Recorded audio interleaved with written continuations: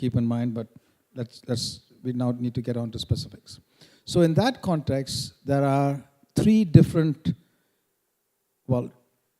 two things, and the second has two components, two aspects which we need to look at. One is, what does a partnership of India with EMBL mean? What does it entail in terms of using and collaborating with EMBL? And that's something which Ian will elaborate specifically. And that's the principal aspect which is feasible. As a consequence of that, as distinct from that being the primary aspect, as a consequence of that, it is possible for us to have what are called, again, in the EMBL structure, what are called partner labs. What does that mean as a consequence of that?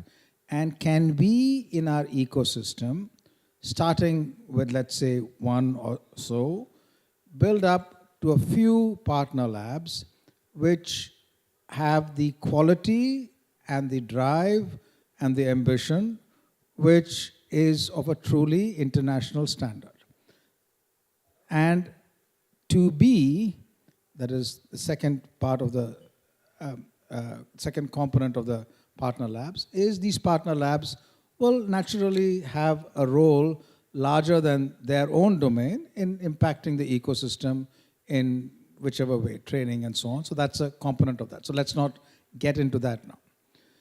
Now, the partner lab component, which is again a consequence of the partnership, which Ian will elaborate. Ian will also tell us about other partner labs elsewhere and what we can learn from them. It's important to keep in mind it's not about the kind of infrastructure and resources which you have alone. It is principally about the intellectual directions which you're taking and the speed with which you're ready to scale that up. And therefore, it opens up the possibilities of new intellectual adventures where this partnership would be really valuable. But that's something we can discuss in some detail. So I'll now hand over to Ian to tell us about what the partnership means first, and then about experience which EMBL has had with partner labs elsewhere. Ian. Okay, so thank you, Vijay. So again, I would like to just say my personal thanks to everybody who's been engaged today. I think we had a very interesting set of talks and interesting discussions. But I think it would be very good, again, to concretize what we will be going on to do together. So when India becomes an associate member of EMBL, all of the EMBL programs will be automatically open to India. That means applications to our PhD program, applications to our postdoctoral program, including the interdisciplinary postdoctoral program, applications to faculty positions and staff positions of all sorts. So this would have to be obviously driven by information to people who can make the applications, but this is driven by people who wish to apply. In my own personal opinion, I think this will work without any particular driver, because I know that already there are many scientists in India who are interested in EMBL and to spend some time there. So I think this is something that will automatically work as soon as the membership works. The other thing that will be accessible are some of the things that, and in fact, you know, in terms of real money value, that is quite likely to be the most obvious and immediate money return, if you like, that India will achieve. Then we can talk about the types of things we've been talking about today. User facilities. We have user facilities in different areas. By far the largest number of users of EMBL's facilities are making use of the data resources which are held by EMBL EBI. I won't go into detail about this because both Kath Brooksbank and Rolf Abweiler are here, and we'll be talking about this tomorrow in the bioinformatics session. And I think, but just, there are millions of people who use this from India every year. And this number will continue to grow. And as an associate member, India will be able to influence how this develops, because the decisions on how it develops are taken by the member state council. We have structural biology data resources that are currently X-ray beamlines, which are used for X-ray crystallography and small angle X-ray scattering. There will be, hopefully at the end of this year, there will be an X-ray free electron laser at the EMBL Hamburg site that's being built by a separate organization, but we are hoping to be able to collaborate with others to bring access to the X-ray free electron laser beams to structural biologists in a way which is analogous to the way in which the service staff and the user facility staff in Grenoble and in Hamburg currently take care of beamline users. These are kind of large-scale infrastructures with large user numbers. The user numbers for some of the core facilities, as you saw from Reiner's graphics, are also large. And there, again, these will be available to anyone from the Indian community to apply to. There is, of course, not an I'm not very good at this. I don't know whether I'm sitting in the wrong place, or if there is some sort of Bose system of noise cancelling. That's why you can't use this under that. Yeah, exactly. Okay, so essentially, now I've forgotten what I was talking about, but that's okay, because I'm sure you've forgotten what I was talking about long before I did. So we are talking about the core facilities and user access to this. One consequence, which I've already mentioned, of the fact that India will become an associate member state, is that we will need to increase the capacity of some of the user facilities. We will certainly need to increase the capacity of some of the training programs, and we are already discussing how to do this, and this will be implemented in time, I hope, for everyone to be able to take advantage of it. So these are the sort of core things that EMBL makes available. And then the other aspects, there is the Partnership Lab program. What I will use as an example, because I think it's the example Vijay has in mind when talking about a partner lab or a network of a few partner labs, is we have a partnership for molecular medicine in the Nordic countries, the EMBL Nordic Partnership for Molecular Medicine. You can find it on the internet. And this is a group of institutions in Denmark, Norway, Finland, and Sweden, each of which we partner with. The partner lab per se is funded nationally, but we help to set it up so that it works like EMBL. So we are engaged in the hiring of the people who work there. We're engaged in training the administration, which works there. These vary in size. In the Nordic countries, I think the smallest one currently has 6 EMBL PI type group leaders, plus a couple of mentors who come from the home institution in which it's located. The biggest is about 12 group leaders with several mentors. And these are focused on different complementary areas of molecular medicine, and they work not only with us, but together in order to recruit people, in order to train people, in order to develop PhD and postdoc programs which are suitable for the area of translational medicine. So this is something you could imagine that eventually within India there would be a network if you were to select an area or an excellent particular institute which would like to do this, and then build several institutes in complementary areas such that you would have a strong program. I think this could be extremely useful. And then there are the sort of epiphenomena of being a member state of EMBL, which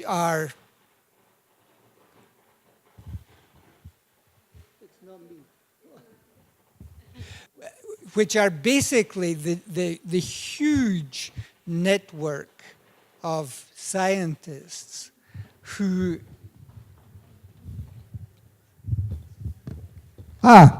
this is much better. It's also louder, so I can carry it further away. So there are a huge network of scientists who either have been at EMBL, have visited EMBL, have collaborated with EMBL throughout Europe.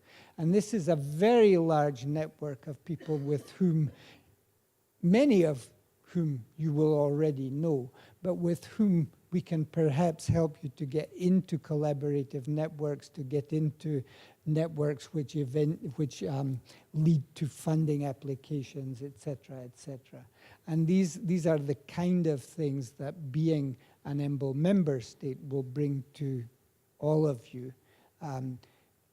Initially, most of those will be available essentially immediately. The partner lab, you will have to make decisions, you will have to make evaluations. We will help you to do that, but the decision should be made nationally such that there are things that each of you has a chance to contribute to, and each of you has actually a chance to be a participant in. But the best place should win, as it were. In other words, this is an excellence-based initiative to try to set something up which then itself will have a multiplier effect in the community. Okay? Excellent. So from what Ian said and from our discussion so far, for such a collaboration to succeed, there has to be a bottom-up clarity on what you as a community need and the broader community wants and what you're willing to push to achieve. So comments on that would be really appreciated, because we're not going to work together and thrust us down your throats. It's something which you need to say what you want to do. Any comments, views, questions?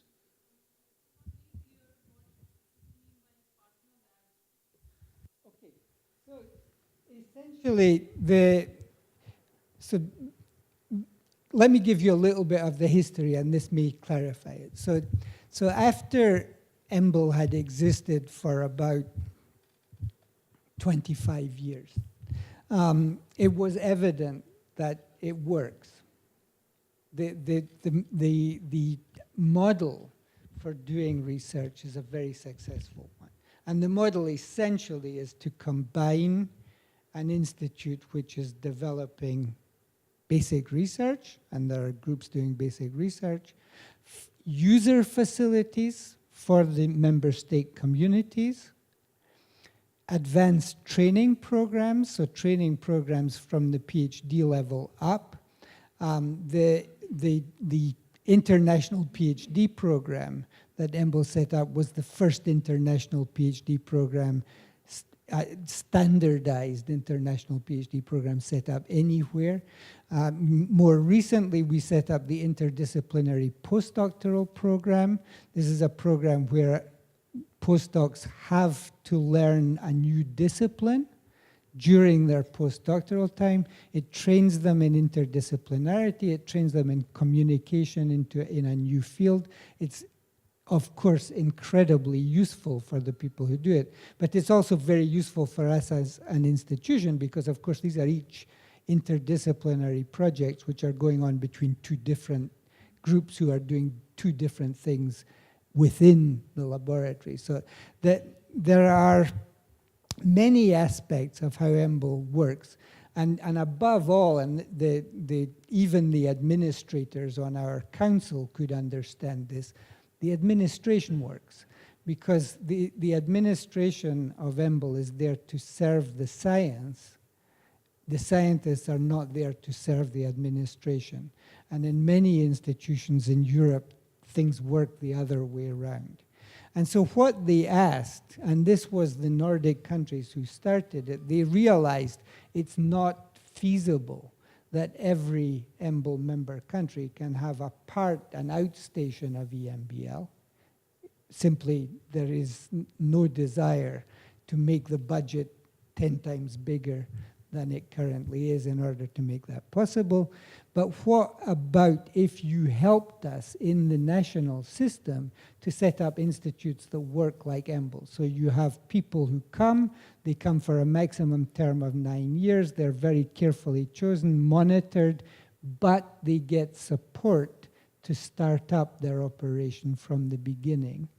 And the institution in which the partner lab is held can set up infrastructures which are useful for the national user community, training programs which are useful for the national user community, etc. And if you look on our website, you will see that there are partner labs that have many different flavors and many different specialities that are not a huge number altogether, but most of them are a bit different from each other. And this is a way to, if you like, to leverage what has been an extremely successful model for building an institute in the life sciences such that it can be copied in other places. So, I mean, what I understood is that once this is set up, then new people who are starting, they can apply to this and place themselves in some institute as a EMBL partner lab, right? Is that what it meant, right? Yes, that's what it means. So, it has so to would there be particular institutes, or this can be in any of the institutes? It can be in any institute, and in the case of the Nordic partnership, each of the countries set up a competition, invited applications, invited proposals to set up an institute. Each of the institutes had to say what would be the focus of the institute. They had to describe how this would be complementary to things that EMBL was doing, how this would work, how they would work together, or how they would try to work together with EMBL, and then we help them to set it up. Yeah, thanks. Shashi? Yeah. So just to continue with that question, so let's say the 100, let's say Nordic countries, let's say 10 potential partner institutes to for this. Obviously, there should be a match with the EMBL too, right? And so was there sort of dialogue between them and EMBL, what they can do together, and maybe you pick up one of them, or Nordic countries together, jointly you pick up one. Yeah. But there were dialogue with all the remaining nine too. So this was done in slightly different ways in the different Nordic countries, but the essential mechanism was the normal mechanism by which you evaluate science proposals. So you put together, the country put together a group of experts in translational medicine and invited participants from EMBL to be part of that, depending on the area in which they got the applications. And then they made a selection of what they thought was the best proposal. And perhaps the most surprising of the winners was Umeå University, which made a proposal in molecular infection medicine. They work on host pathogen interactions. This was not, this was something that was completely not on our radar. I knew where Umeå was by chance, but I didn't know more about the university. This has been a fantastic partnership. This is where Emmanuelle Charpentier did her work on CRISPR-Cas9. There have been other very successful non-Swedish people. They were probably among the first non-Swedish Europeans to go to UME, and they set up extremely successful laboratories. In other words, the decision was taken based on the quality of the application and the realism of the application. There had to be, in the institutional environment, the possibility to set this up. So essentially, this was in the discussion with the different countries, with the Nordic countries, and they said that the area that they would like to focus on was molecular medicine.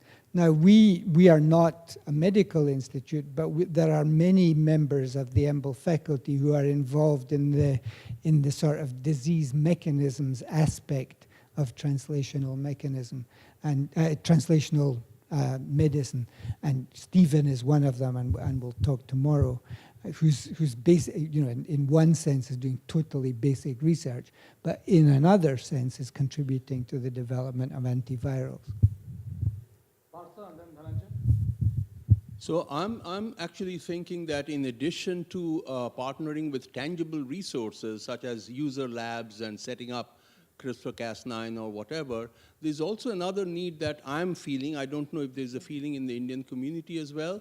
The Department of Biotechnology, specifically Professor Vijay Raghavan, catalyzed the formation of clusters of institutions in certain regions.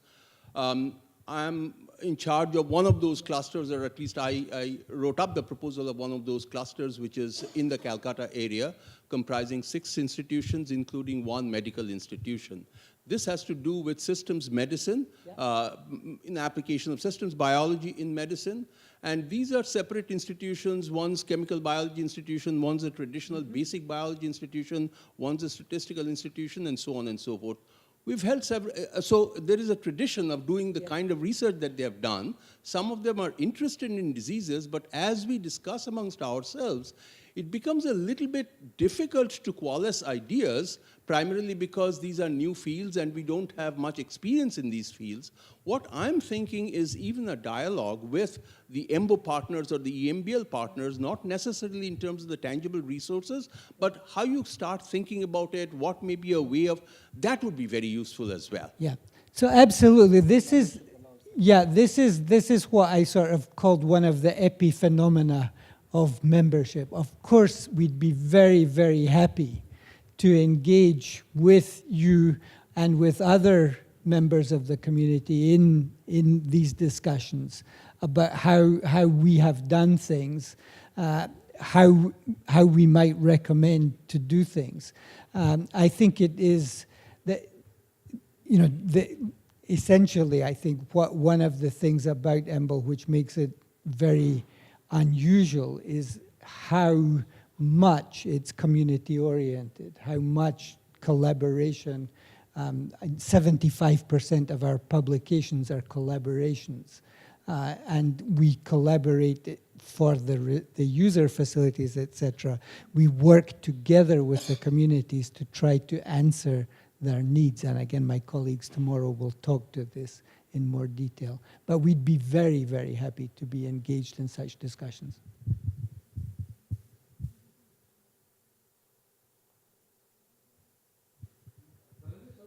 Yes. So I'm thinking about how to leverage collaboration with EMBL from Indian community side, based on certain practical, things we face every day. So for example, bioimaging area is a transsectoral. You find application all over. And our institutions in whatever a little way or doing all over, you find that no. And accordingly, we have been supporting instruments like confocal, yes, TM, SAME, all sorts of things. Only challenge is that we do not have a in number, the centralized facility, which can be used for user access or giving training. Yeah. We have, but we need more in number. Sure. So even creating that facility is also maybe one-time investment, I don't think is a problem. What we every day face a problem is that how to sustain such a structure in terms of revenue or upgrading the instrument, or in a sustainability of such structures. Sure. This is one problem that we face every day, maybe for smaller equipment or larger facilities. So what I think is, can our community take this point and think about leverage in terms how we can learn the model. I have another questions from your core structure, and I want to understand more how you sustain them, what are the user charges, and that kind of interaction or collaboration can help us to build up capacity here in India, and so that we can have our own such centers who can cater to the needs of training aspects or research aspects, deep science aspects. So this is what is my point of view regarding how to leverage collaboration. Yeah. This is what I want. Yeah, I understand what you're saying. Obviously, I can't answer the question in a detailed way. But I think it is, essential that, and I think this is something that governments, when governments think about infrastructures and facilities, just because they've existed longer, they automatically think of large physics infrastructures, large astronomy infrastructures, where you pay a lot of money for setting them up, and then the running costs are relatively modest. And I think for life science facilities, it's completely the opposite. To set up the European Bioinformatics Institute, probably when this was set up, I think I had just arrived at EMBL, but it probably cost in the first year, it probably cost about the equivalent of, 100,000 euros or something. What's expensive is building it up and sustaining it, and now it requires a budget of 50, 60 million euros each year to keep it going. So this sustainability problem is one we can solve because we share it. But I think what is necessary when you're thinking about building up shared facilities, and some of this was mentioned earlier, independent of which area you build them up in, is to think about what's the career structure for people who will be in it, because sustainability requires funding to replace the equipment, to maintain the equipment, etc. But to attract good people to work in it and to make a career of working in a user facility, there has to be a career structure.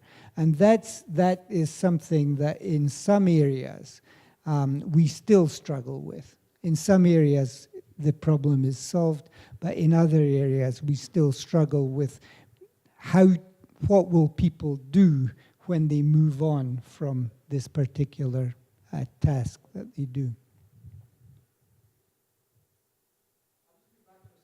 Yeah, so perhaps while Vijay is gone, we were supposed to also talk a little bit about the future here. And I want to talk about a couple of new things. And the first one is related to imaging, so I'll talk about that first. And this is kind of, it's by way of a kind of reality check also. In the sense that the currently perhaps most desired type of structural biology access is access to very high resolution cryo-electron microscopy. So we are in the lucky position that we had very good electron microscopists, one of whom will talk tomorrow, in place when the so-called resolution revolution took place. And between them, they were attractive enough to attract funding to bring in the first machine. And so this enabled us very quickly to become a site at which research could be done using this machine. Now, the reality is also that having 3 groups, the machine was completely occupied before we even had it. So that's the level at which it can be used. But listening to the community, it was also very clear. And in fact, one of the discussions which led to this took place the last time I actually spoke with Fiji in Delhi, where Richard Henderson was present. And the three of us were discussing and saying how desirable it would be to set up a cryo-EM user facility. Because everyone who has such a machine needs the time. So we're setting up, we're about to announce officially that we will build a so-called imaging technology center, which will combine high-resolution EM, correlative light and electron microscopy, and some of the new developments in microscopy that are made within EMBL, like those that Lars described, and make these things available to the user community. So this is a user facility. And again, this is the reality check part. The cost of building this facility is 45 million euros, including the equipment. It will serve roughly 300 users per year. And if we are very lucky, 1/3 of those will be users of high-resolution EM. It depends on the complexity of the projects, the time it takes to do the projects, etc. Maybe significantly less than that number. And so it's you know, we can try to do things. Indian researchers, as researchers in a member state, will have access to this. There will be a selection committee to choose the projects which are best, and everyone is welcome to apply. But it's not reasonable, it's utopian to expect that either nationally or internationally that there will be access to everyone who would like to have cryo-EM access in the near future. And I think we will talk about areas tomorrow, particularly in the morning session in bioinformatics, where there are things which are currently accessible, which can be made better, and where, again, your input in designing what should be the next generation of tools, what should be the next generation of resources, will be very valuable.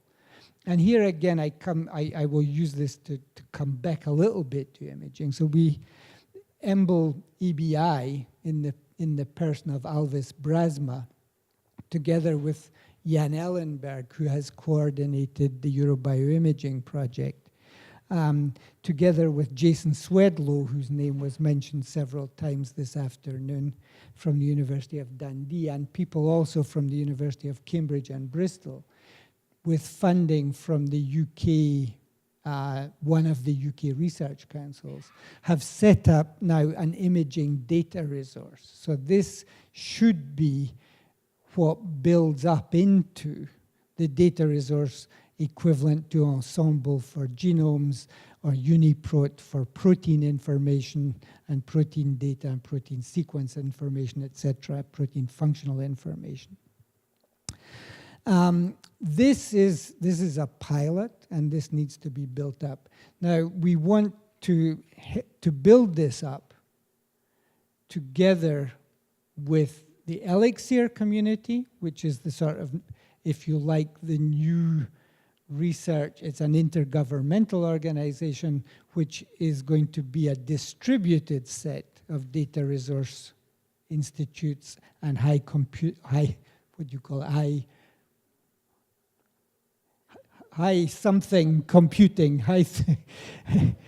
performance computing, etc., throughout Europe. Because to have everything located at EMBL EBI is unrealistic given the amount of data production that's going on and the diversity of it. So we want to do this with Elixir and with Eurobioimaging. Now, there was some confusion about EMBL and Eurobioimaging earlier this afternoon. So let me just, EMBL has been, as it did for Elixir in the person of Janet Thornton, is helping to set up a new intergovernmental organization in Europe, which is called Eurobioimaging. EMBL is not Eurobioimaging. And Eurobioimaging, hopefully by next year, will be a separate intergovernmental organization. We are still a member of Elixir, and we hope to remain a member of Eurobioimaging. But our role there really was to help the member states who wanted to found this organization through our experience in this area and in setting up user facilities to set it up in a good way. Now, the goals are clear. There should be user facilities in medical and biological imaging in the different Eurobioimaging countries. They should get together with the imaging data resource so that experiments are done in a standardized way, such that the data can go into the data resource and be compared with everyone else's data, just in the same way that structural biologists have done this in various areas over the decades. But EMBL isn't Eurobioimaging, and hopefully by next year we won't even be in charge of it, because it's absolutely a pain to get different countries to do something together which makes any sense. And so we are very much looking forward to handing over the responsibility for Eurobioimaging to the countries who will fund it in the future. It's absolutely a pain to get anyone to do something which makes sense. So this setting up the user facility, fantastic idea. Very much looking forward to it, and many of us are. I'm wondering if in long term, can we set up such user facilities in India together with EMBL, so that traffic is not one way, but people from EMBL can come to us. So I think what you heard already in the afternoon in the imaging area, the same is true in the bioinformatics area. There are a lot of connections already, and we are very ready, and we will be very willing to help and advise in the setting up of facilities when it becomes time for this to be the right thing to do nationally. And I think we already heard about several what sound like, and I know at least two of them really are excellent imaging facilities that are very less. There is no synchrotron, so there is less, I think, centralized structural biology in India at this point than there is in Europe. But this will come in time, and we will be very happy to help and advise on setting up the life science aspects of these things. Sure. Another question from somewhere there? Yeah, Shankar?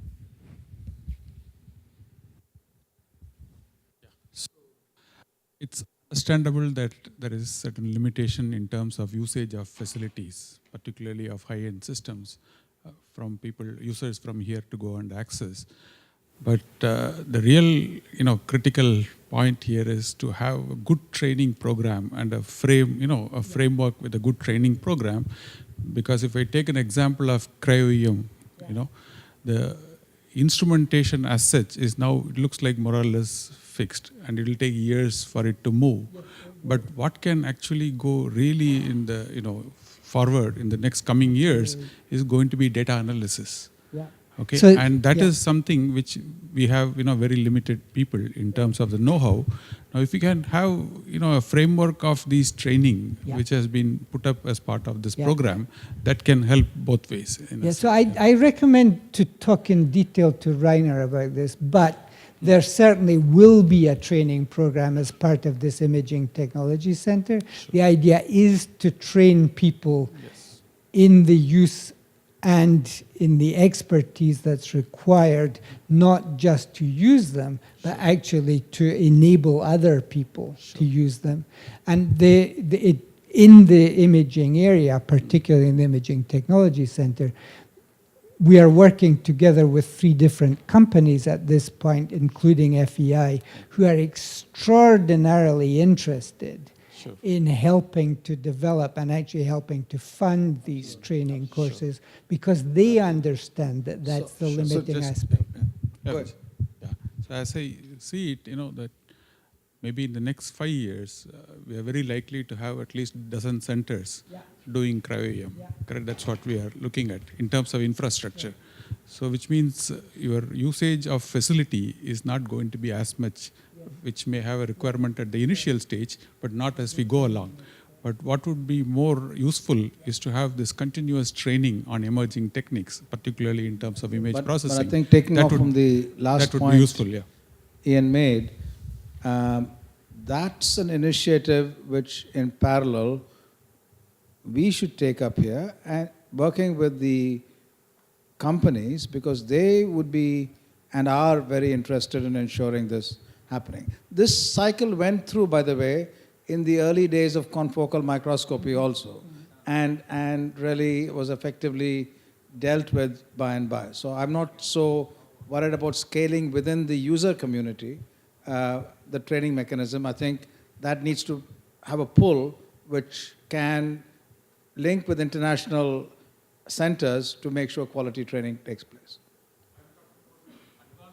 Yeah. Absolutely. Yeah. I know, I understand. Yeah. Sure. And as I said, we will participate, but the way we'd like to participate is in training people who can come back here and train a lot more people. That's Kath? Yeah, well, I just wanted to say a couple of words on that, and also on the fact that in Europe we now have emerging training programs for managers of research infrastructure. So this is very new in Europe as well. I mean, there's been a massive growth in these kind of distributed research infrastructures, and Elixir and Eurobioimaging are examples of that, but there are many others in many different fields. So we're still in the pilot phase of developing these training programs for people to start up and maintain new research infrastructure to operational maturity. But I'm sure there would be interest in opening those kinds of programs up to a wider that's audience. Very useful to know. Yeah. Any other question? where's dinner? Where is the dinner here? But that's in a bit. I have, a very important reiteration of what Ian mentioned about partner labs as a consequence of the partnership. The example he gave from Umeå is striking, but I would like to add to that.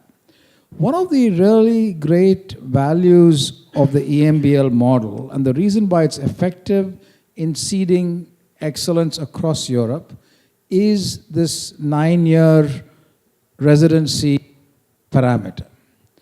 Now, that the long-term residency is possible only for those who are dealing with major other responsibilities, such as managing facilities or taking on major departmental structural duties and so on and so forth. So it's a very small fraction of the research scientist population who are there for the long term.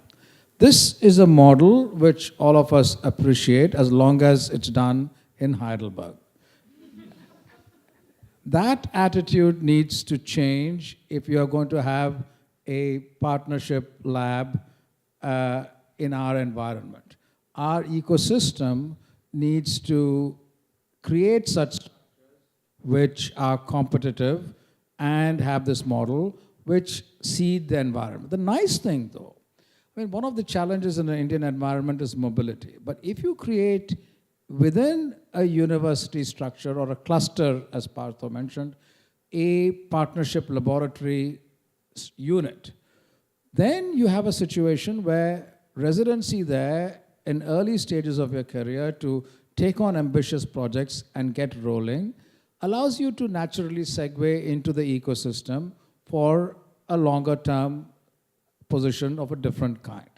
This satisfies a very major requirement which we are being pushed by the government to ask, why is it that our laboratories in our research institutions, as distinct from the university system, where teaching and other duties also take on a major role, why is it that our laboratory environment are essentially identical to university departments? What is the distinctiveness of the research institution environment? And B, why is it so heavy in the age demographic, while it should be exactly the opposite? But the partnership lab model allows us to change that.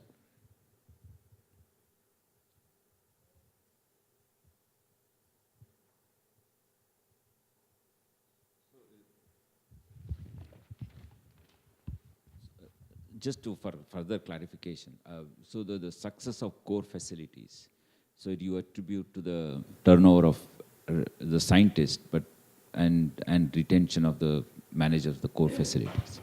Yeah, so basically what...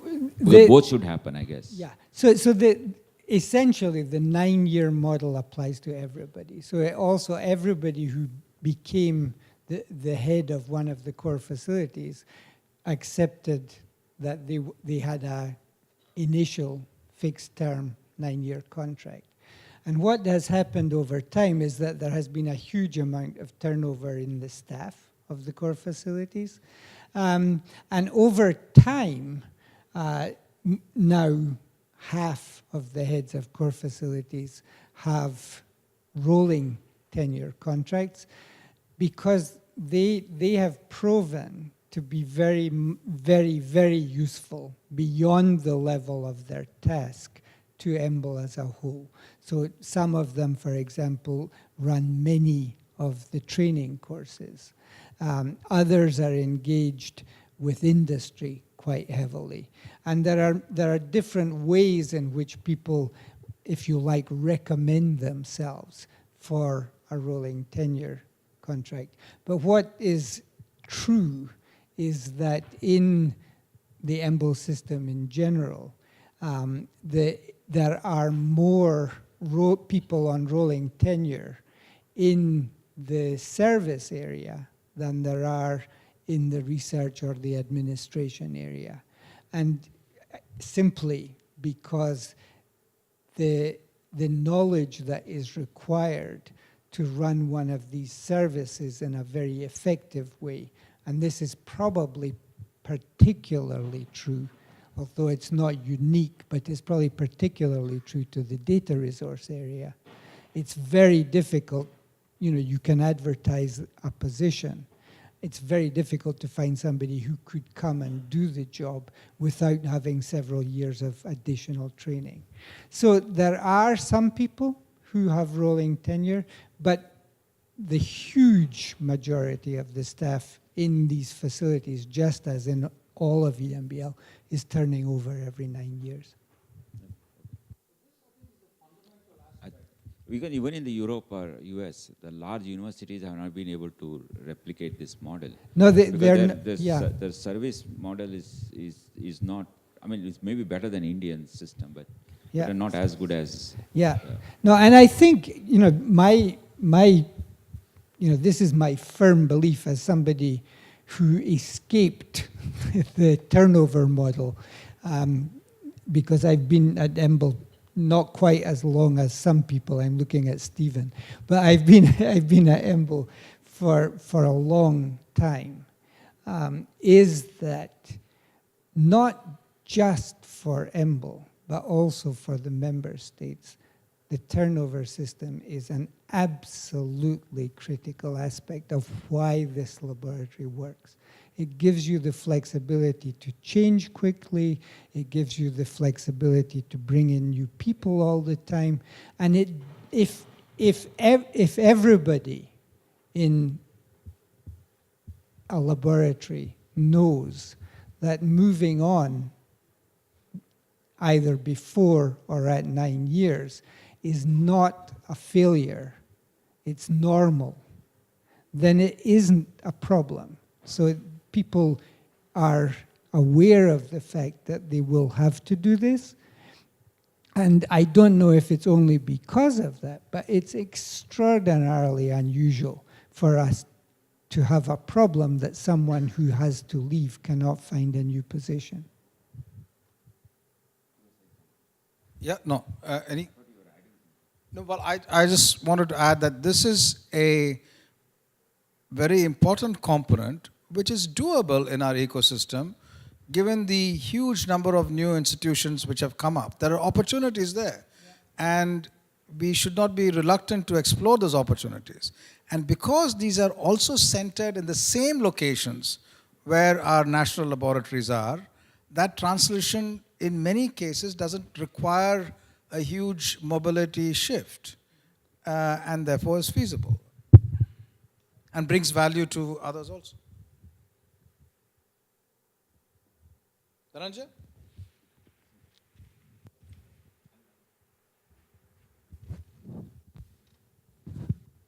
Actually, I was holding this question for this open house, and very specific question from Dr. Reiner's presentation. He showed that one of the activity in a core facility is to co-development of technology, which is largely user-driven, also shown in the slide. So, given this, yeah. Rhinos. So, given a case like if you develop such technology, how you share the IPR with user who are not in-house technology being developed in a partner with external user who comes to your center, and then what are the IPR arrangement? Any example or anything that I would like to know? Shall I? So essentially, how IP is shared depends on who puts in what. So essentially, if you start a project, particularly with a company, there is usually at the beginning an agreement about what the different sides wish to put in. And it is, if you're going to generate something that's new, then very generally, there will already be some IP which is held by the company, otherwise they wouldn't be interested. And there will be some IP which has been developed by a team or a group in EMBL. And you discuss up front, if we are successful in taking it to the next step, how will the IP be shared? But it's not more, it takes longer because they have more lawyers, but it's not more complicated to do this with a company than it is to do it between two research institutions. You simply have to have an agreement that the IP share depends upon the IP, if you like, put in. In other words, if somebody brings 90% of the ideas and the effort for a project, they should, in the end, if one institution brings that, they should have 90% of the total IP. But you have to be ready to share, and you have to be ready to discuss what's the right distribution. And it's often, as in collaborative projects of all sorts, it's often better to discuss this at the beginning than to wait till the end, because then everybody will simply argue forever.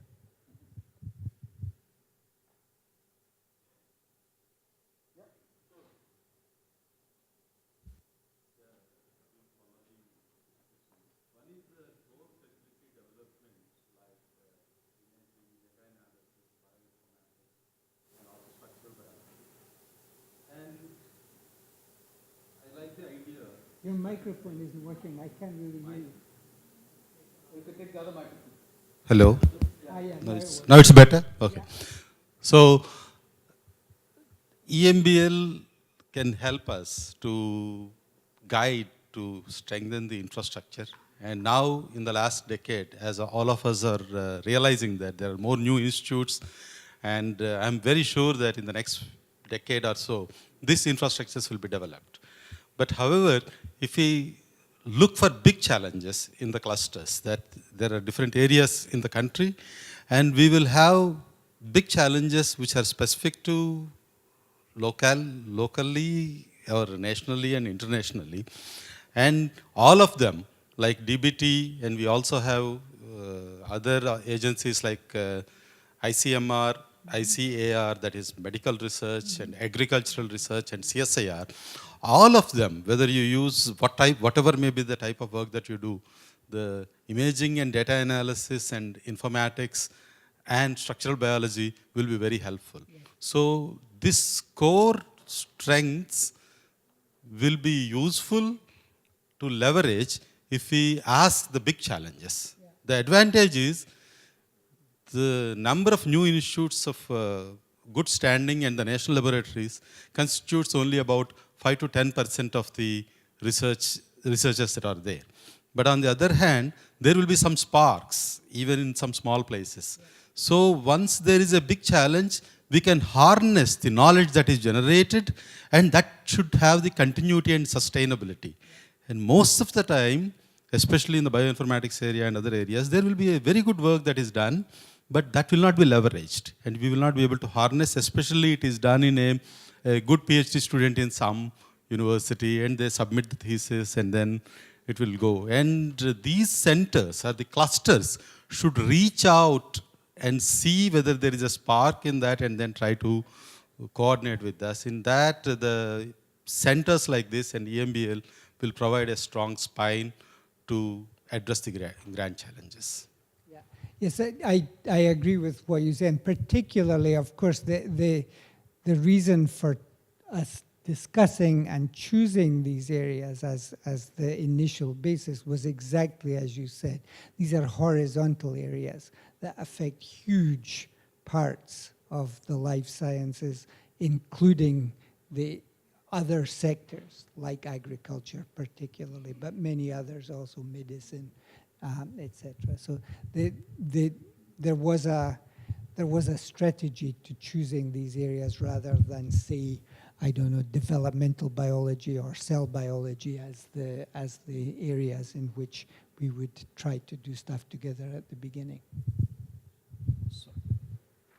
Any other comments? I have a quick comment, but first, anyone else? So I think both these critical aspects, one is a partnership which allows interaction with EMBL in multiple ways, and partnership labs which allow an EMBL-like laboratory structure to be embedded through our investment in our context, are amazing opportunities. But neither of them will work to full fruition unless there is an extraordinary push, not only from you all here, but when you go back home to amplify it to others to push. And this is really the fundamental issue for success, not only in this, but for science in India as well. Our multiple institutions in different localities need to have very strong centers in each locality which has core facilities and interaction with the ecosystem. And that push can come only from you. And similarly, thematically, whether it's agriculture, health, energy, new frontiers of science, that push in a collaborative manner has to come from you. And both of these, the good news is that the verticals to allow this to happen are there in every ecosystem in every city. But the bad news is that the siloed approaches are something which need to be broken, and that breaking must come again from within.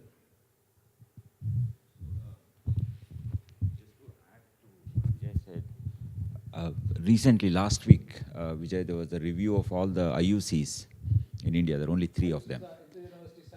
There are 3 of them, Indore, Delhi, and Pune one. They have actually worked fantastic. I mean, we do have examples of running facilities, but physicists have done this. There's a accelerator facility, then the telescope facilities. So some institute sets up, and there are 10 or 15 researchers, and half of them are theorists and half experimentalists, but all users come from universities, and and even some local colleges. I think that model has worked.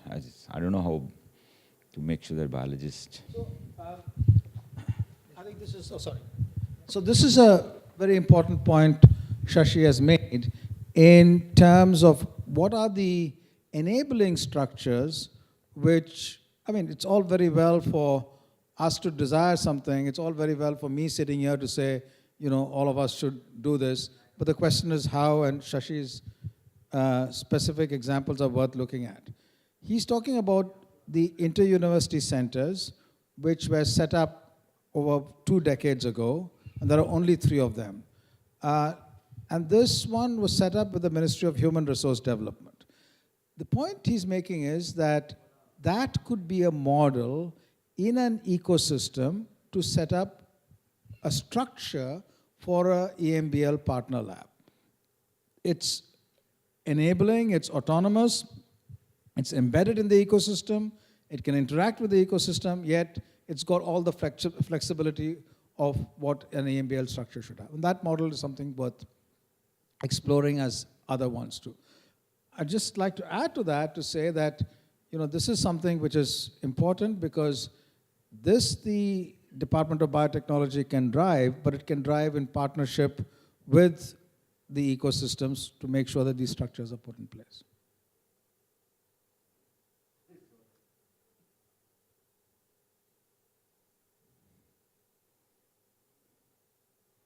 So what I will sadly, I can't be here tomorrow,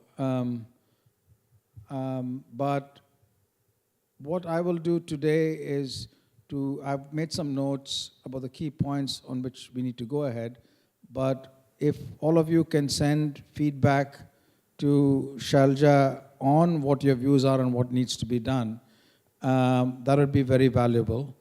And we will work with those views and also have more interactions to coalesce and see how we should take this collaboration forward.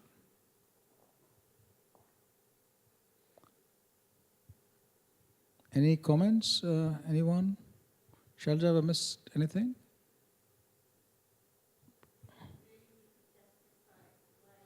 Absolutely, well, I'll reiterate that in slightly blunter terms. It's interesting how the word pointed and blunt are used interchangeably in this matter, but I'll say it bluntly and pointedly. If you look at India is a paying member of the Human Frontier Science Program. India is a paying associate member of EMBO. India has got a huge investment in the square kilometer array telescope, in the 30-meter telescope, in CERN, and so on and so forth. The fire in the belly is too little compared to this level of investment in international collaborations. It's the same suspects again and again who are doing it. So I think, again, there are real reasons for that, and one should not just make such statements without trying to solve what those reasons are. Those are our days tied up in dealing with many kinds of aspects, and so the excellence amongst us have little time to spread that and to have a broader feedback from the community. But that needs to be done. No matter how much we're caught up in the urgent and how much we neglect the important, please make time for the important every day so that this footprint can be broadened and this push from below comes. Otherwise, to expect governments to sign checks without a reality which people at large see that, there's a desire from everyone is going to be tough.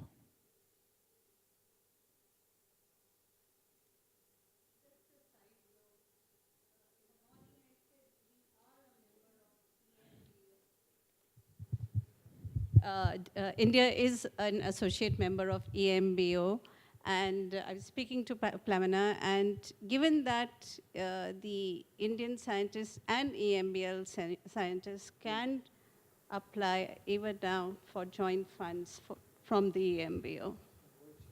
Yeah. So many of the kinds of workshops that Shankar was talking about, people in Shankar's lab and in a few others have a long tradition of EMBO workshops, but that needs again to be amplified here so that we can, from a government's perspective, get back our investment, but from a very practical scientific value, you have the best meetings and workshops going on. I must say that there are few institutions. Ajay is here. You're having a EMBO workshop soon. There was one in Kerala last year, and one or two others. So that's picking up. ILS, yeah, Ajay is there. I think it's just been held or is going to be held? December, yeah. So that's really terrific. So there are many exciting research areas where people would love to have quality workshops here, and that can have a huge impact on our community. So we must drive that a lot more. That only you can drive.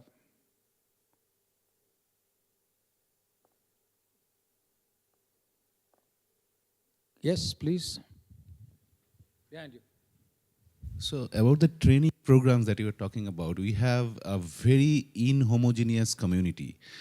So is it possible that we come together with the EMBL and have online courses that will prepare people to a certain extent, and then they go for advanced training? So I'll let Ian answer that. Before that, and maybe Kath has something to say. Maybe after Ian.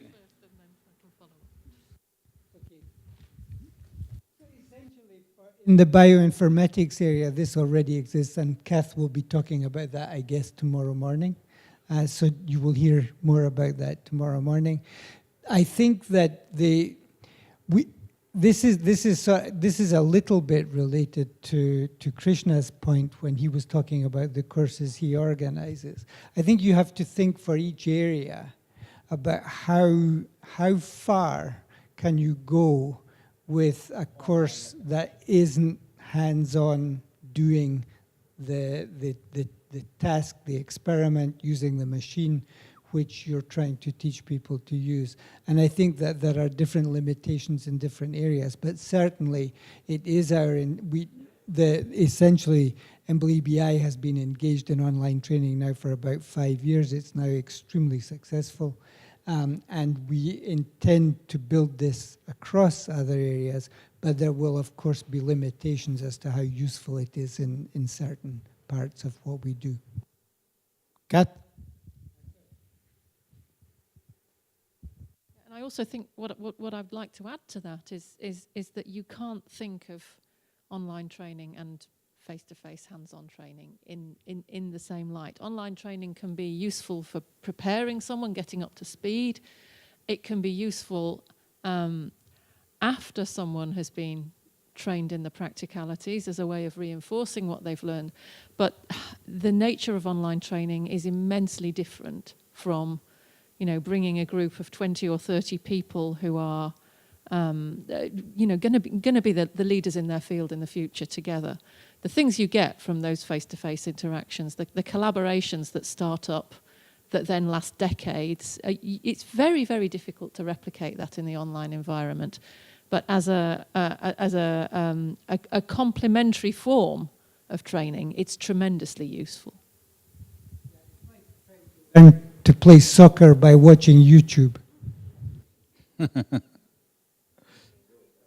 To add to these points, in the proposal we prepared in the last few months, that's built into it. There's what is known as level 1 training and level 2, not only for bioinformatics, in imaging too, and in structural biology. So level 1 is more really introductory, and a smaller number of level 1 participants will go to level 2, depending on their level of participation and performance.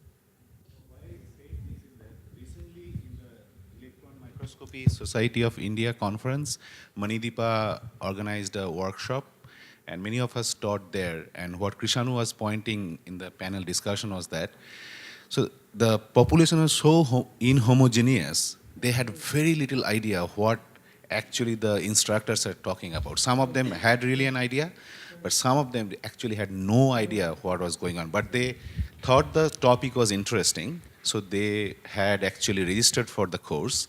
And instructors tried their best, but that inhomogeneity, if somehow could be brought to certain homogeneous level, I think that would be more useful for the whole course itself. So that was my point. So yeah. So where I have some different concept, to be honest.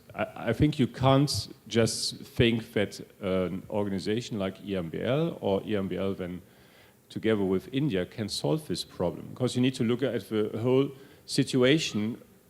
Whom do you train for what purpose. And the training courses we are talking here about are really pretty much cutting edge, and you can't have that for everyone. Of course, not everyone will have access to this technology, will have not the mindset, will have not the collaborations. But where you can make suggestions is if you see the Indian landscape of training activities, how this partnership activities would fit in there to be pretty much at the top of a pecking order there, and how you can facilitate a titration through to as many parts of the scientific society as it is useful for.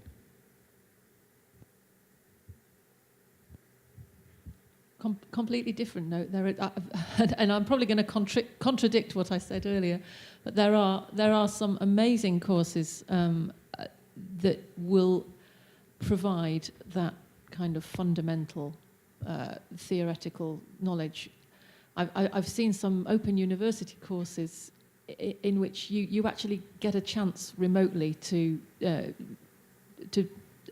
essentially perform electron microscopy, and so I mean, just, you know, a little bit of information gathering amongst this emerging community, looking at what's out there already and how we can make use of it, I think could go a very, very long way, actually.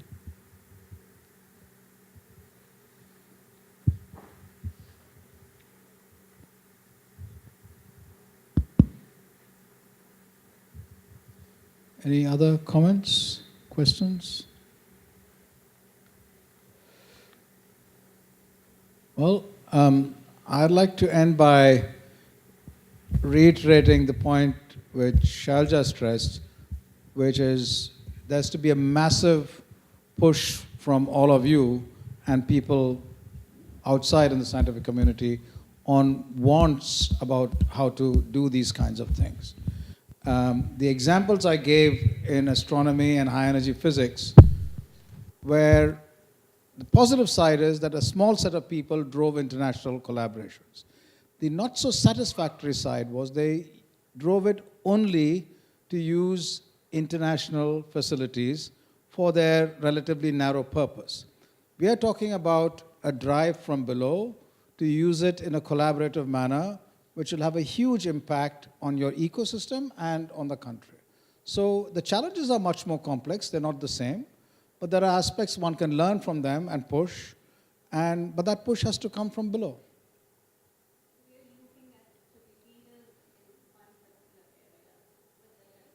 Yeah. So the Nordic example of molecular medicine is something. So I would urge you to form either local or thematic groups and see how one can maximally use a partnership program so that once it gets started, you know, you have a step function to reach maximal use rather than, you know, reaching it slowly over a long period of time. And also in parallel, see how one can set up partnership labs of quality in the UMIAs of India. It doesn't have to be, it doesn't have to be snowing, but an equivalent kind of academic location.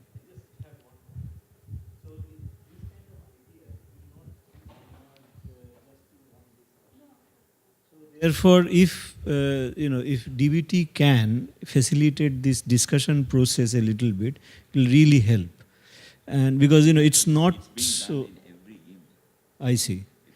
Yeah, but I am attending it for the first time. Well, these discussions have been held in huge number of cases. So I think, in many ways, it's action time. The discussions are a constant, which must be there. The identifying the theme, is something which you need to tell us. Right. And so we need to discuss it among ourselves to sort of and identify the theme. Push that. Yeah. And do it in a manner which is tractable. One doesn't have to be abstract and, No, obviously, it has to have concrete terms. Yeah. Within your strengths. But again, in a very nice way, how, human genetics collaborations emerged in Finland, how, something else emerged in UMIA. These are examples which one can do. And they complement EMBL's strengths and makes EMBL also excited about it. There are many possibilities. we had, sorry, Krishna, just one last point. So we had a very interesting discussion a couple of months ago on a very different topic. And this was completely disconnected with, apparently, with what we're doing here. And this was how one can look at small and marginal farmers and get data uploaded on their seed, water, soil, market analysis, and feed that into the cloud with monsoon and other satellite data, feed that into data analytics, and come back what to do in the farm, in biology, market, every aspect.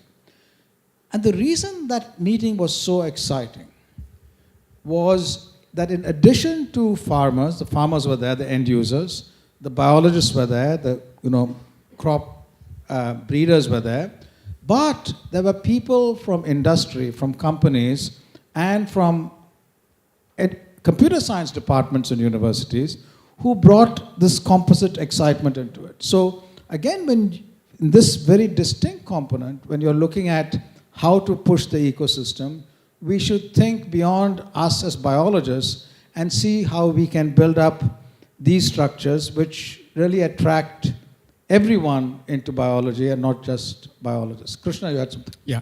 Vijay, this question probably is for you, or both of you can answer, it doesn't matter. So this collaboration is on, okay? The EMBL India collaboration is on. And practically, now if I want to apply, whom should I apply? Should I apply to DBT or should I write to EMBL? To apply for what exactly? So I want to do a collaborative project, or I want to go to a training program to EMBL. Yeah. Whom should I apply? So essentially, we have not signed the agreement. You will see, I'm sure, in your press when the agreement is signed. We're very close to that. Mm-hmm. We hope that this will be done in the next couple of months. As soon as this happens, you apply and you just simply go to the EMBL website, Mm-hmm. and you follow down depending on what you want to do, which are the areas you wish to apply for, which are the areas you wish to collaborate in. You follow down through research or services or training, etc. And on the EMBL website you can find this. In fact, it doesn't work as well as Google, but the best way is just to put in the search engine what you're looking for, and you will find it in one step. But it should be to EMBL once. Okay. Once India is an associate member state, Yeah. then you interact directly with EMBL. And the second question is the funding mechanism. Yeah. So what will be the funding mechanism? So essentially, for most of the user facilities, the funding mechanism, I'm afraid, is that we will pay for the equipment, we'll pay for the machinery. Some of the user facilities have user charges.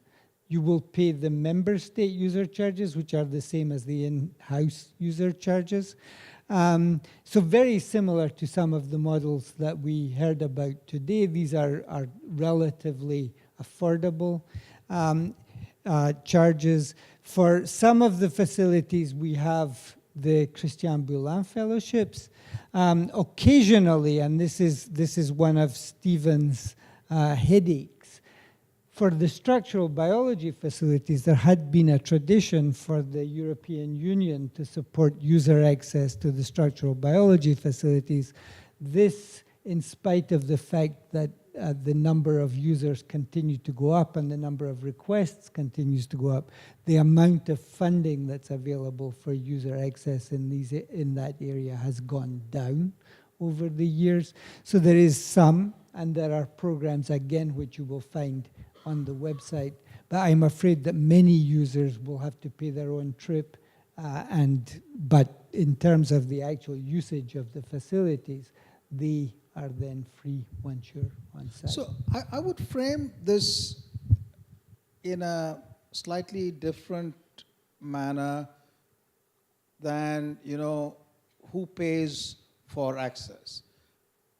I would invert it and say that an associate membership, a partnership, allows access, number one. The kind of investment which one would need here and the timelines you would need to get that access are huge, and therefore you have access to those facilities. So that's one point to keep in mind. And the mechanism of how one pays user charges equivalent to what anyone else pays is a separate question. But even more fundamental to, from that point about facilities access is the enormous intellectual partnership access which comes in, which will scale up the use of mutual resources in a very big way. And I think that is the engine should drive the access question, as you know from your experience in running the facilities. So what is the question for which EMBL is the answer? And that's a scientific question, which we need to push.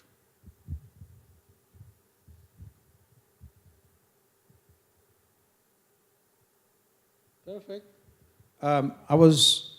We should end before we come back to another question on training.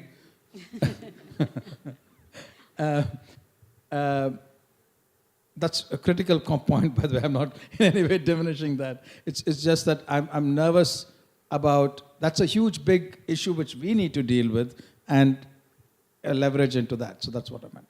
But it's 6:30 now, and when is... 7 is dinner? So we are actually in the diplomatic area, and it's a nice place to walk around and go around outside. And if we can take a break, and any of you who want to get political asylum anywhere can walk in, and then... The Bulgarian assembly is just next door. Also, we'll not be serving alcohol. So yeah, this place is sufficiently spiritual without alcohol. So we have to, those of you who want additional reinforcement can go back to your hotels and do something. But I'm sure we'll have a very stimulating evening even otherwise. Yeah. Did you say dinner was 7 or the... Okay. Were my last statements also webcast? Yeah? Can you please delete all of that? It's okay, I'm sure no one is listening. So, so thank you. I'd just like to say thank you all very much for a very interesting discussion, for many questions, many interesting ideas, and we will see you tomorrow for further discussions. Thanks.